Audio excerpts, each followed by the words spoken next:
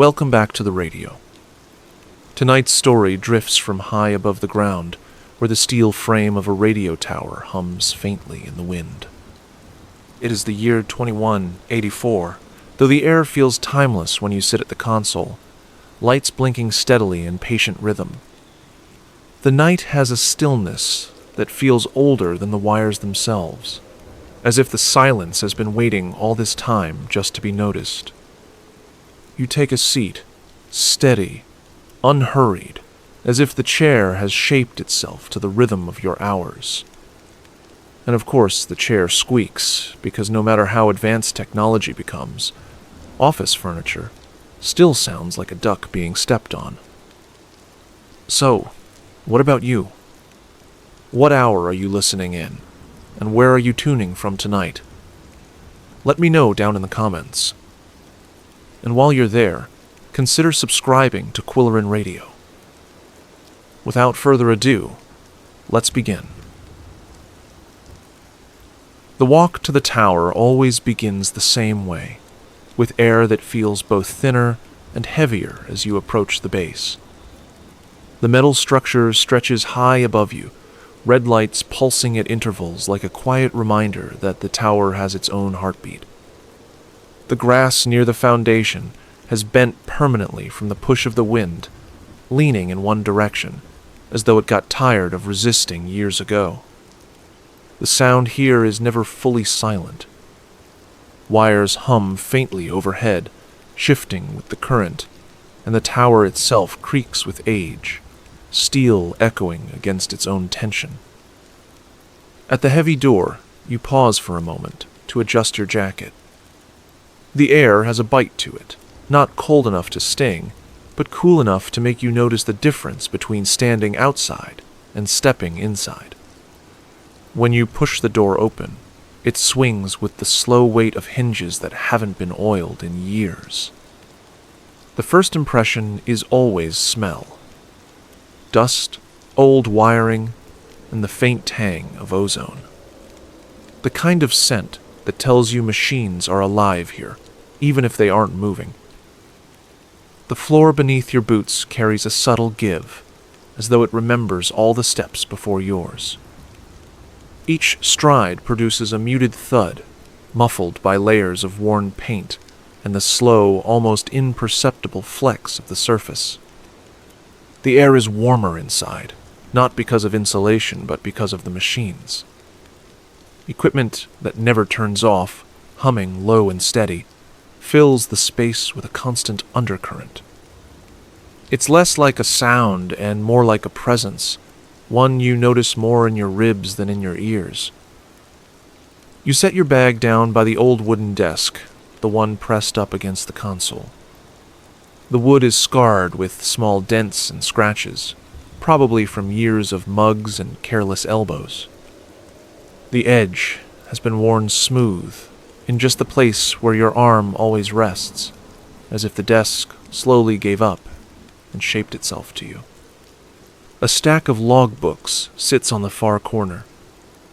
They're unnecessary in a world where everything is backed up 1,000 times digitally, but protocol insists. Someone, decades ago, decided radio operators needed paper. And so here they sit, waiting for your pen. The chair awaits you, tall-backed and patched where the material has cracked. When you lower yourself into it, it sighs with the sound of springs adjusting. You glance around the room, catching sight of the odd detail that never fails to strike you. One lone ceiling tile, slightly darker than the others. It's not from water damage or dirt, just an odd mismatch, as though someone replaced it and didn't bother to check if it looked the same. It hovers there, unbothered by the uniformity around it, as if mocking the entire idea of symmetry. Leaning back, you take in the console itself. Rows of lights blink in sequence, steady but never in sync. The switches carry a weight when you flip them, the kind of tactile resistance you don't find in newer machines. Each one clicks with intention, as though it resists slightly before giving in. The microphone rests on its stand, cord curled like a coiled snake that has long since forgotten how to strike. The headset hangs nearby, one ear pad slightly more compressed than the other, proof that you favor one side when listening. A glance upward reveals the rafters, beams of steel disappearing into shadow. Dust clings to corners where your hand never reaches. You catch the faint glint of a spiderweb trembling in the draft, perfectly placed in the corner where nobody will ever bother it. Somewhere, a metal duct shifts slightly with the airflow, groaning softly as if it would prefer to nap. The space feels lived in, though not by people. More by the machines themselves, each with its own slow rhythm. The tower is quiet, but not silent. Silence would be louder. This is steadiness, background noise, shaped into something nearly like comfort. You sit with it for a moment, breathing in and out, letting your ears adjust to the endless hum. It becomes a kind of static blanket, wrapping you without asking. The faint vibration seeps through your elbows resting on the desk, reminding you that the entire structure is alive with electricity. Shifting slightly, you glance at the clock on the wall. The numbers glow faint green, their design outdated but dependable. You've long stopped checking it for accuracy. The thing runs fast some weeks, slow others, as though time itself gets tired of maintaining consistency here. You note the difference in your head, adding or subtracting minutes with practiced ease. The strange part is, you always trust the adjustment more than the clock itself. Somewhere above, a sheet of metal shudders faintly in the wind, echoing down the length of the tower. The sound reminds you of a flagpole rope clanging against its pole, a memory too ordinary to let go of. You listen, steady, as the structure continues its low groan, metal complaining to metal like two old friends who have long since accepted each other's flaws. You open one of the logbooks and flip to the next blank page. The paper feels softer at the edges, slightly thinned from handling. A pen rests on top, the kind that smudges slightly if you press too hard. You write the date at the top, numbers neat, letters plain. Beneath it, you note the time, though you already know the clock's honesty is questionable. The ritual matters more than the accuracy. Your bag waits at the side of the desk, half unzipped. Inside is the usual collection: a thermos that keeps tea warm for just long enough to feel useful, a notebook filled with half-started thoughts, and a folded sweater in case the temperature dips lower later. You place the thermos on the desk, unscrew the cap, and watch the faint curl of steam rise into the air. It mingles with the scent of dust and old wiring, softening it for a moment. The first sip is always warmer than expected, reminding you that the thermos works harder than you do. Behind you, the door closes with a slow creak as the wind catches it. The latch falls into place with a heavy click, sealing you inside. The world outside is gone, replaced by this chamber of hums and lights. It isn't claustrophobic, though. The opposite. It feels expansive, as though this little room stretches outward into the wires and beams above, into the long legs of the tower, into the air beyond. You're both grounded and reaching skyward, anchored and weightless at once. As you lean back, your gaze drifts again to that mismatched ceiling tile. It stares back, utterly unbothered by the perfection around it. The thought crosses your mind that maybe it's the most honest thing in the room. In a world of straight lines and calculated signals, the tile just sits there, smugly different, refusing to care. You smile slightly at the idea, the kind of smile that comes uninvited and fades quietly on its own. You let your hands rest on the desk, fingertips brushing against the grooves carved by years of pens, mugs, and elbows. The tower hums on. The air holds steady. The night waits, with patience, ready to stretch for hours. The hum of the tower has its own rhythm, but tonight your attention lingers not on the sound, but on the smell. Beneath the usual ozone and dust, there's a faint, sharper note, something like heated plastic.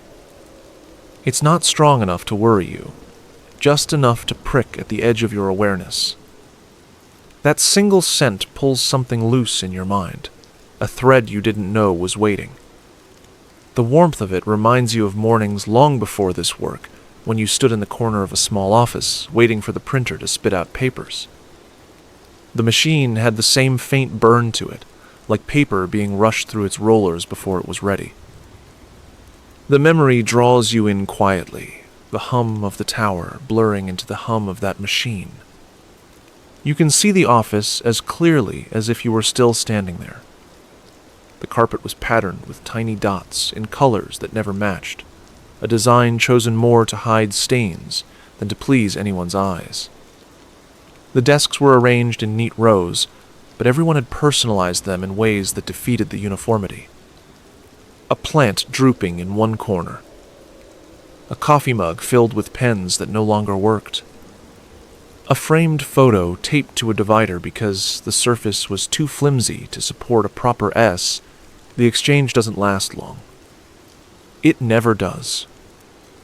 Just a few minutes of words stretched thin across distance, enough to remind each other that somewhere out there, another console hums, another person listens. You sign off with an easy, stay steady, and let the static return. Shifting in your chair, you glance at the logbook again.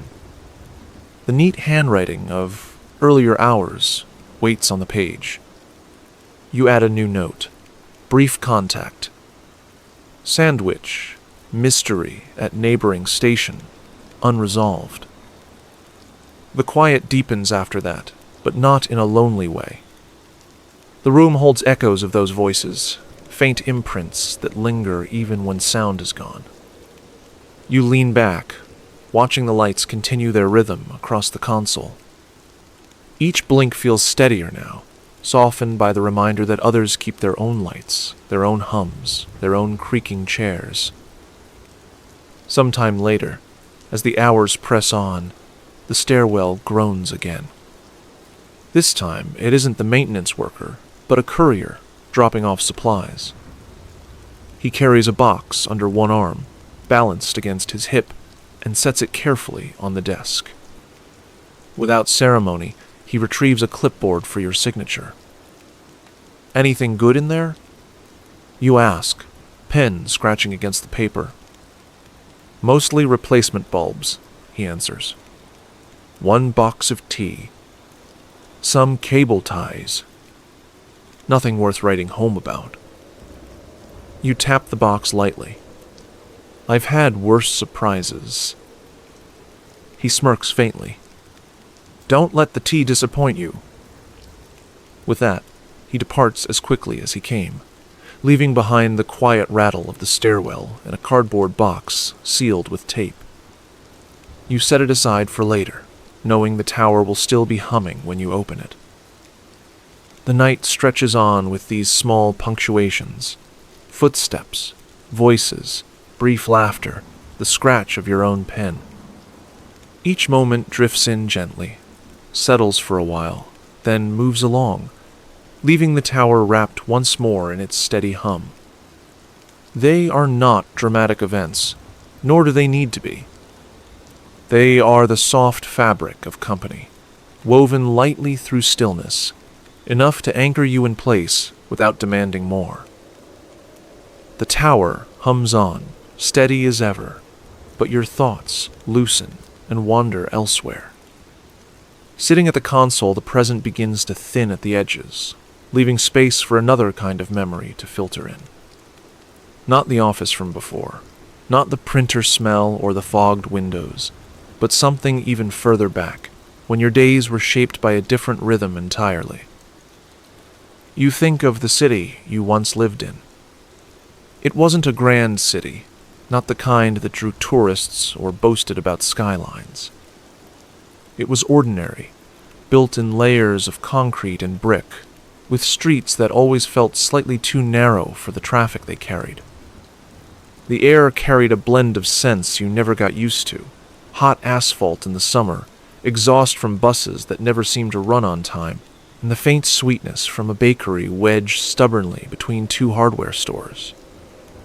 That bakery was the only reason mornings felt survivable, its windows fogged with steam by sunrise, glass smudged by countless palms leaning close to point at trays of bread. You remember walking there, headphones tucked under your hood, shoes carrying the grit of sidewalks worn by countless feet before yours. The bakery bell chimed in a way that sounded almost embarrassed, never loud enough to cut through the clatter inside. The owner never smiled much, but she handed over loaves wrapped in thin paper with a kind of efficiency that was its own form of kindness. You never needed more than that. Back then, your work had nothing to do with signals or towers. You were assigned to archives, a basement stacked with rows of boxes and files that seemed to multiply no matter how many you cataloged. The space smelled of paper and dust, and in the summer it carried a dampness that clung to your sleeves. The ceiling was low, the lighting unflattering, but there was a strange calm to it. No one came down unless they had to, which meant you were left alone with your lists and your clipboard most of the time.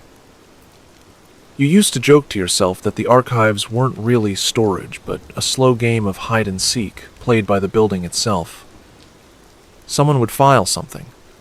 Another person would request it, and your job was to wander the rows until you found where it had decided to hide. Sometimes the files cooperated, sitting neatly where they should. Other times they slipped themselves into the wrong box, turned sideways, or vanished entirely, leaving you to wonder if they had simply grown tired of being found.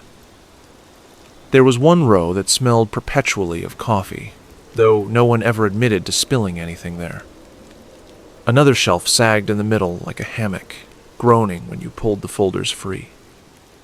The air conditioner rattled in the corner, louder some days than others, as if it too had moods. In the quietest hours, you'd set the clipboard down, lean back against the cool concrete wall, and let the sounds settle into a kind of rhythm, the shuffle of your own shoes, the creak of the shelf, the rattle of the vent. It wasn't glamorous work, but it had its own steady texture. The humor came mostly from the labels. Whoever had written them years before seemed either rushed or strangely poetic. One box was marked miscellaneous but important, another urgent, maybe. There was a folder labeled Future Reference, with no other explanation. Your personal favorite was a file stamped Confidential in bold letters, placed on the shelf backward, so the word was the first thing anyone saw. You never opened it. Some mysteries are better left to the imagination. Lunch breaks were the brightest part of those days. You'd climb the concrete stairs back to the street, blinking at sunlight after hours in fluorescent glow. The bakery sat just a block away, and more often than not you ended up there again, buying something small just to stretch the moment. A croissant, a roll, a pastry dusted with sugar that left your fingers sticky no matter how careful you were. You'd sit on the curb, wrapper balanced on your knee, and watch buses hiss past. Time felt slower in those moments, stretched by the simple act of chewing bread and breathing city air.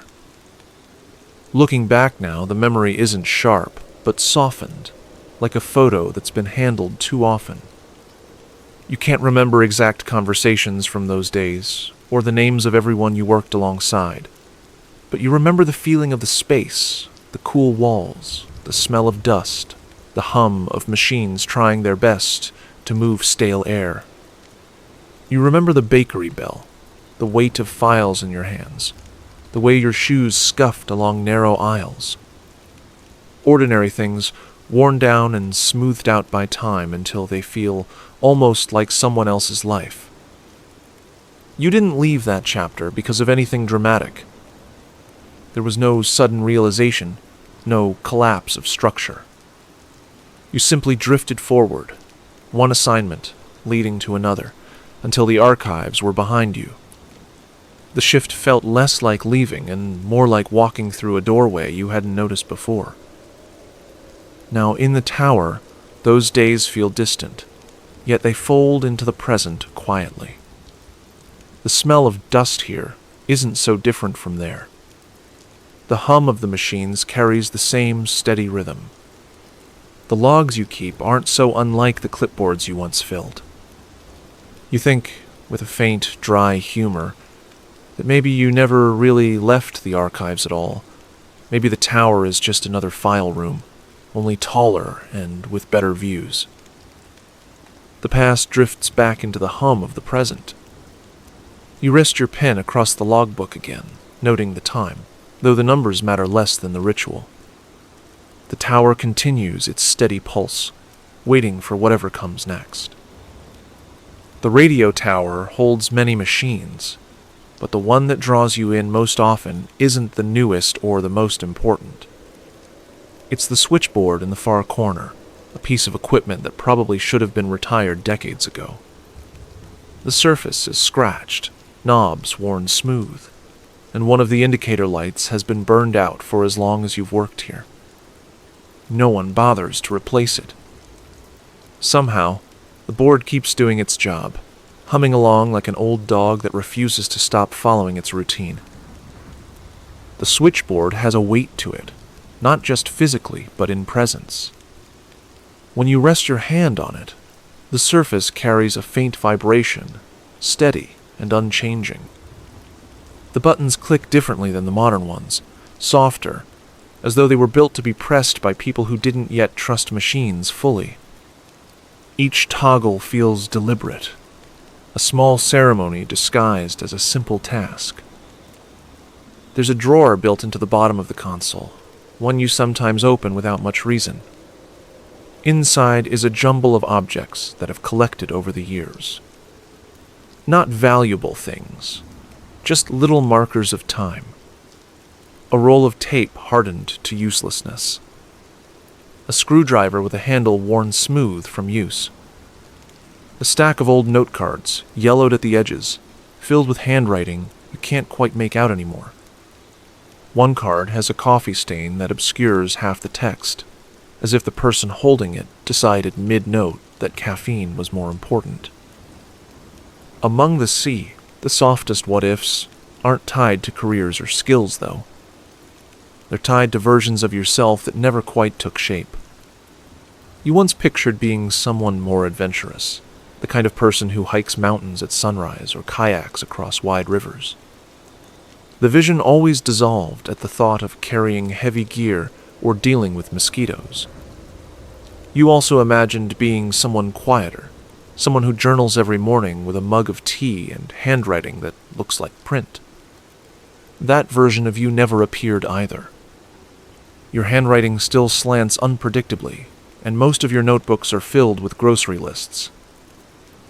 Sitting in the tower now, you let these thoughts drift one by one, not with regret but with a kind of calm amusement. Each what-if feels like standing beside a locked door you never really tried to open.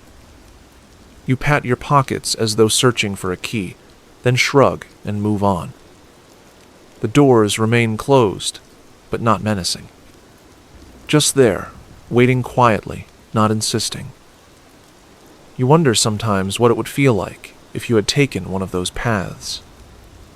If, in another corner of 2184, someone is baking pastries under warm lights, or teaching a classroom how to load a printer, or sketching lines that actually look like what they intended. Maybe they're carrying a guitar without wincing at the strings. Maybe they're climbing a mountain with mosquito repellent, strong enough to keep the fantasy intact. The question lingers, could you still do it now? Could you, at this age, learn to fold croissant dough properly, or coax music from strings that once mocked you? The thought makes you chuckle softly, because the truth is, you could probably try, but you'd get winded whisking pancake batter or snapping a string in the first 10 minutes. That doesn't mean the thought is worthless.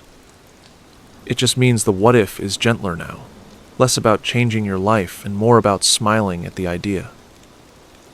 The tower doesn't mind your wandering thoughts. Its hum continues, steady and patient, as though it's heard them all before. You sit with the what-ifs a while longer, letting them rest beside you like quiet companions. They don't press for answers.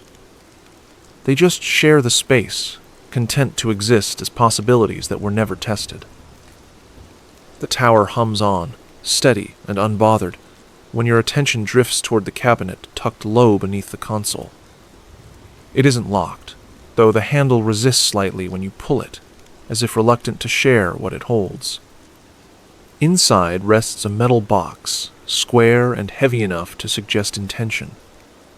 Dust clings to its edges, thick enough that you have to brush your sleeve across the lid before lifting it free.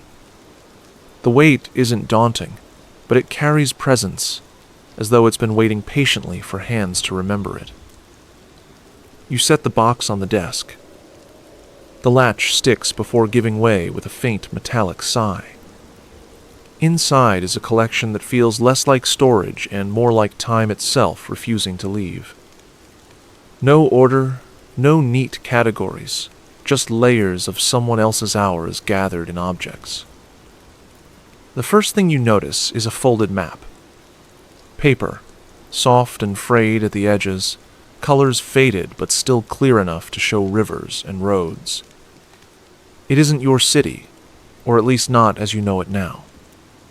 Streets run where you've never walked. Landmarks carry names that no longer exist. You unfold it carefully, creases threatening to tear. Someone circled an area in thick pen, though the ink has bled so much it looks more like a bruise than a mark. You don't know why they circled it, or if they ever went there. You set the map aside, thinking it deserves the dignity of staying unexplained.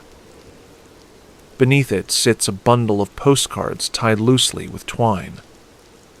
The top card shows a picture of a beach, waves curling neatly along a bright shoreline. On the back, a note in small, hurried handwriting. Weather fine, food better. No name, no date. You flip through a few others. A mountain range with a note that simply reads, "Too many stairs." A city street with the line, "Louder than expected." The humor is dry, unintentional, as though whoever wrote them didn't bother dressing up the truth. You return the cards to their bundle, letting them rest in their ambiguity. Next, you find a small pocket knife. The handle is worn smooth, the blade tarnished but intact. When you press the hinge, it resists at first, then opens with a satisfying click. There's no sign it was ever used for anything dramatic.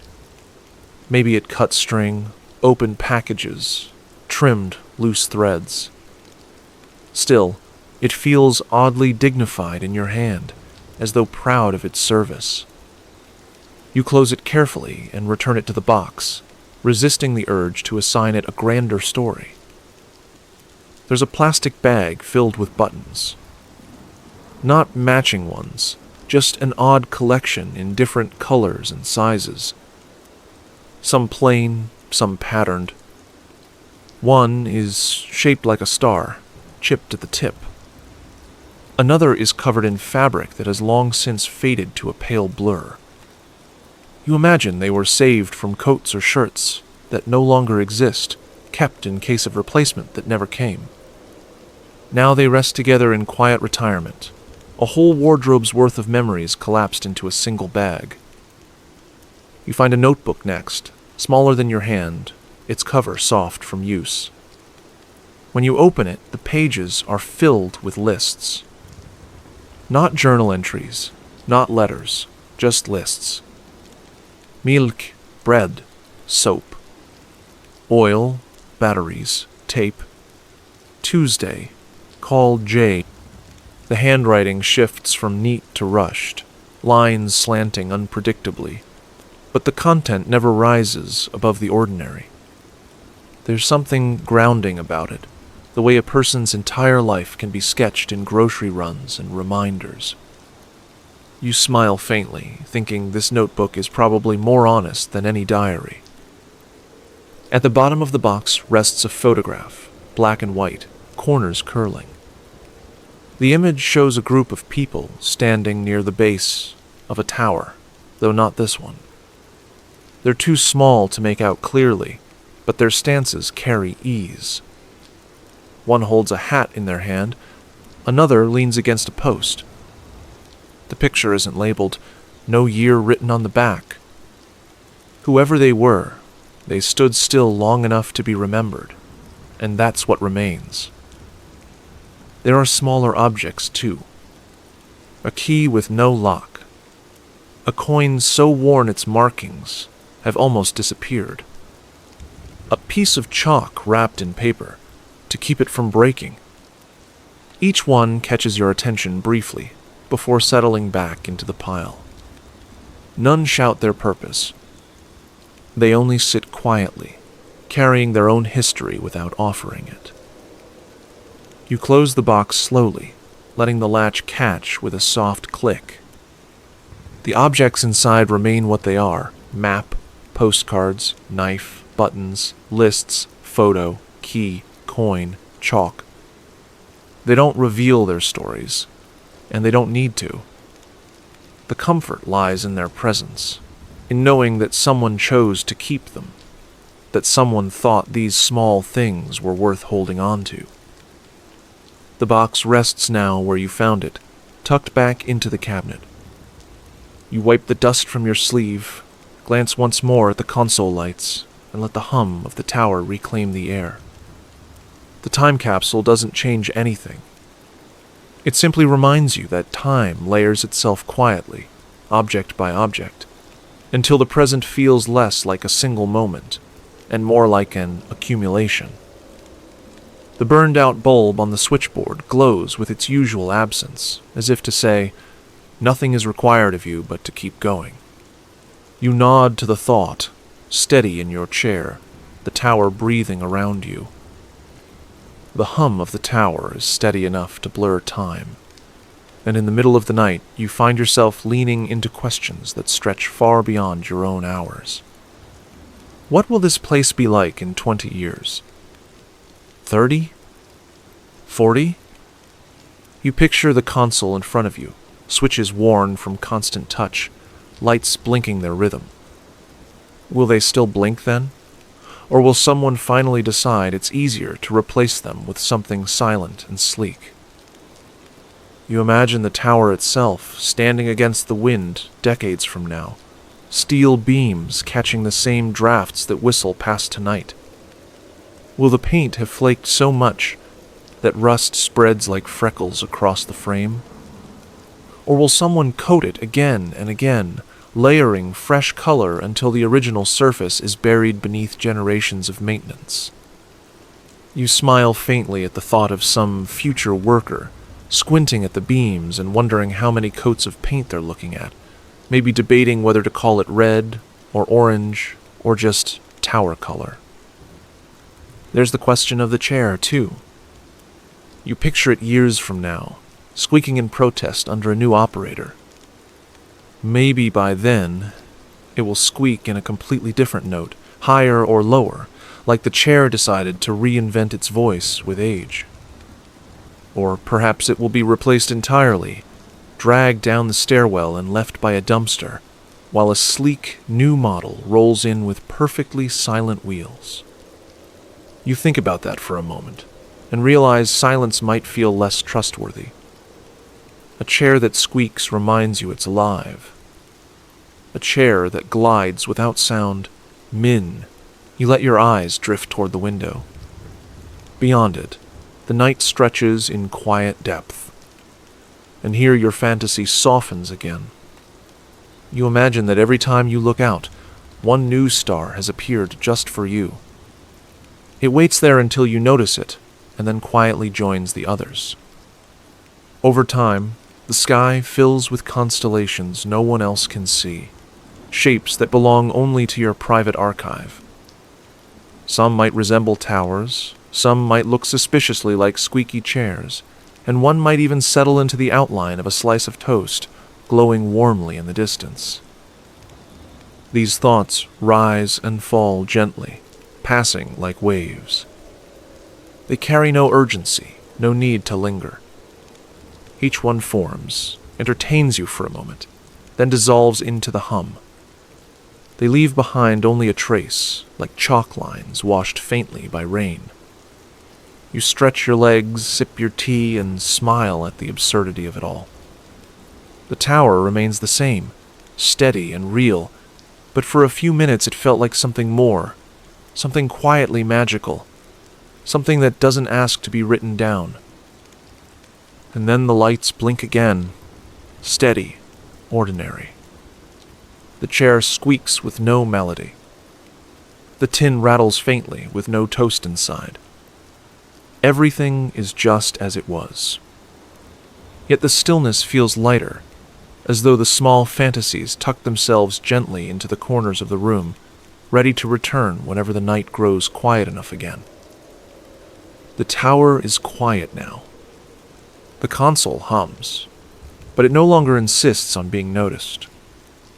Its rhythm becomes part of the air itself, blending into the night, the way a breath folds into silence. You sit without leaning forward, without adjusting anything, as though every small decision has already been made, and now there is nothing left to do. The room around you takes on its own softness, edges blurring in the dim glow of the lights. Your hands rest, open and still, against the armrests of the chair. The faint warmth of the material settles into your palms, and the squeak that once seemed so loud does not stir. For the first time all night, even the chair has decided there is nothing more to add. The air is steady, with no draft, no shift of temperature.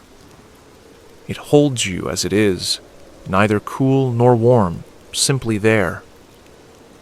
A faint hum rises from the wires, not sharp, not low, just a single thread of sound woven into the room. You breathe in against it, and your chest lifts softly, matching its rhythm. You breathe out, and it follows. The repetition folds in on itself, until it no longer matters whether the tower hums or you do. It is the same motion, carried on the same invisible line. The console lights blink steadily. Their glow feels heavier now, not brighter, not dimmer, just filled with weight, like raindrops caught on glass. Each light holds stillness in its pulse, and when your eyes drift toward them, you find the rhythm no longer matters. They could blink or stop blinking, and the effect would be the same. A quiet presence, existing whether you notice or not. The walls stretch around you, painted in shadow. They do not press, they do not recede. They simply remain, and you feel no need to trace their boundaries. Dust rests along the surfaces, but tonight even dust is unhurried, settled, almost luminous in its stillness. It clings without effort, as though weight itself has grown tender. Your breath moves deeper. Each inhale seems to take longer to gather, filling slowly. Each exhale empties, like water pouring into earth, soft and complete. The rhythm carries you without asking. You no longer choose to breathe, it arrives on its own. Each cycle sinks into the chair, into the air, into the faint vibration of the tower. Nothing separates one from the other. Your eyelids drift lower. Not heavy, not forced, only softened, like paper curling in humidity. Behind them, color fades into darkness, and darkness fades into something quieter still. Shapes dissolve, edges fall away, until there is nothing left to frame or measure, The hum persists, the breath persists, but they no longer need to be named. The faint taste of the air rests on your tongue, neutral and constant, without sharpness or sweetness. It is like the taste of water you do not drink, only sense in the air. It sits against the back of your throat with no weight, no interruption. Your mouth rests closed, jaw slack, your body suspended without effort. The tower itself feels further now. The console is not beside you, not before you, not behind you. It is only a shape in memory, blurred into the hum. The steel of the stairwell no longer gleams, no longer creaks. It folds into shadow, until shadow folds into nothing. Even the platform above, once so present, recedes without leaving a mark. Your awareness shifts closer to the chair, but even that softens. Its edges blur against your body. The cushion is no longer separate from your weight. The frame holds you, but it no longer feels like holding. You and the chair meet without border, as though your shape and its shape have agreed to dissolve into one. The air grows warmer against your arms. The warmth is not heat, not a change, only the absence of distance. The hum slides into that warmth, spreading along it, no longer from the console, no longer from the tower. It is simply present, pressed into the same space as your body. You draw another breath. The rise is long, steady, and the fall longer still. Each cycle pulls you further from effort, until effort itself seems like an old word, no longer needed. There is no need to adjust posture, no need to open your eyes. The softness of your own presence fills enough. The dust holds on the surfaces around you, steady, untouched. Light catches faintly along each grain, but the light is not separate from shadow. They blur together, like the hum and breath, like chair and body. Nothing stands apart anymore.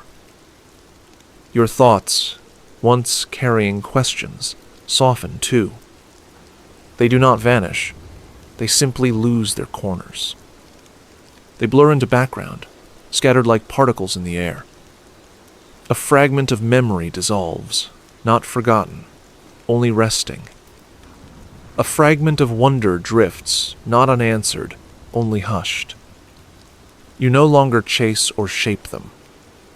They settle where they are. Another blink of light, another hum of wire.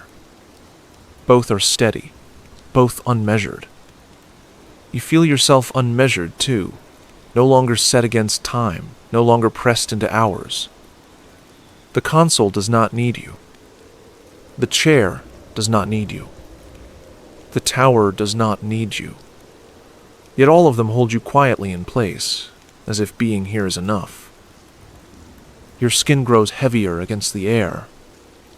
The texture of your clothes rests like a second skin, but even that softens, absorbed into the same stillness. You cannot tell where your body ends and the fabric begins. Each blends into the other, each dissolves into the hum. The rhythm of your breath continues. It is the last anchor, and even that grows light, as though it too prepares to fade. The inhale gathers. The exhale releases. With each one, you feel less need to follow, less need to count. The rhythm is no longer yours. It belongs to the room, the chair, the tower, the night. The silence folds deeper. Even the hum is no longer sound. It is vibration, it is air, it is breath. It carries you without motion, without distance. The console lights fade into darkness, not off, not gone, only absorbed. The dust glimmers one final time, then rests unseen. The chair, the air, the hum, your breath, your body, all merge into the same texture, the same stillness. There is no border, no outline, no division. The tower holds. The night holds. You hold, and then even that word is gone. Only quiet remains. Only stillness. Only breath. And then even that, too, dissolves.